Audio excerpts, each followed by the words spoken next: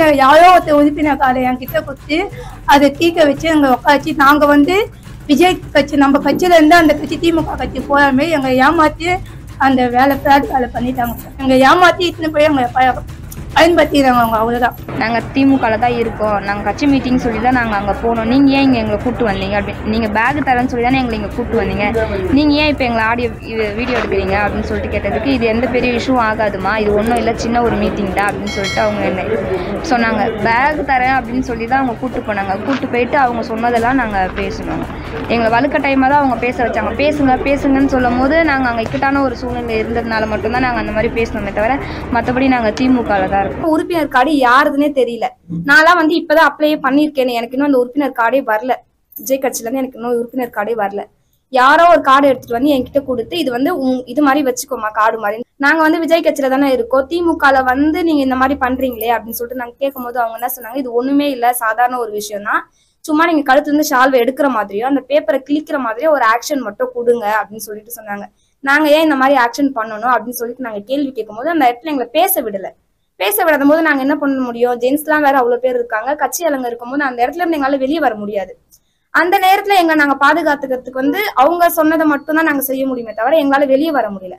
அந்த ஒரு விஷயத்தினால மட்டும்தான் நாங்க அந்த இடத்துல வந்து மாறுற மாதிரி அந்த இடத்துல வந்து நாங்க நடிக்க முடிஞ்சது எங்களால அந்த ஒரு நிமிஷம். மத்தபடி வந்து நாங்க முழுசா அந்த கட்சிக்கெல்லாம் போல. நாங்க எப்பவுமே விஜய் கட்சியில தான் இருக்கோம். நீங்களா விருப்பப்பட்டு வந்தீங்களா? ஆனா நாங்க சொல்லி கொடுத்தோம். யாரும் எங்களுக்கு சொல்லி கொடுக்கல, நாங்க விருப்பப்பட்டு நாங்க எல்லாமே தெரிஞ்சுதான் நாங்க இங்க வந்தோம். இல்லம்மா, நேத்து நீங்க அங்க சொன்னது எப்படி இருக்குன்னா இங்க மிரட்டி உங்களை கூப்பிட்டாங்க, அவங்க அப்படிதானே எங்களை பேச வச்சாங்களே. இங்க வந்து நான் சொல்றீங்க அங்க இருக்கிறவங்க தான் எங்களை மாற்றி பேசுறாங்க, இது எது உண்மை? அவங்க தானே சொன்னாங்க. அவங்க பேர்லாம் எங்களுக்கு தெரியல, திடீர்னு வந்து எங்களை கூப்பிட்டாங்க. அந்த ஏரியால இருக்கவங்க பேர் தெரியும், சொல்ல விரும்பல.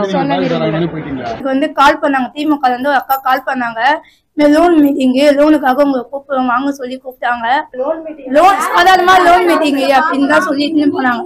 நாங்க வந்து ஏற்கனவே அவங்க கிட்ட லோன் வாங்கிக்கிறோம், அதனால எங்களுக்கு முடிய போறதுனால இப்ப முன்னோர் லோனா என்னன்னு தெரியல, லோன் மீட்டிங் சொல்லிதான் எங்களை இட்டுன்னு போனோம். அதை நம்பிதான் நாங்க அங்க போனோம். எங்களுக்கு நடக்காம தான் எங்க ஏமாத்தி இட்டுன்னு போய் எங்களை பயன்படுத்திடுறாங்க அவங்க. அவ்வளவுதான். ஏற்கனவே நாங்கள் முன்னாடியே திமுக கட்சியில் தான் இருந்தோம். இப்போ வந்து நாங்கள் வந்து விஜய் கட்சியில் விஜய் எங்களுக்கு பிடிக்கிறதுனால விஜய் கட்சியில் நாங்கள் மாறி இப்போ திடீர்னு வந்து எங்களுக்கு அந்த விஜய் கட்சியில் போகிறதுக்கு எங்களுக்கு இஷ்டம் இல்லை, எந்த விருப்பமும் இல்லை.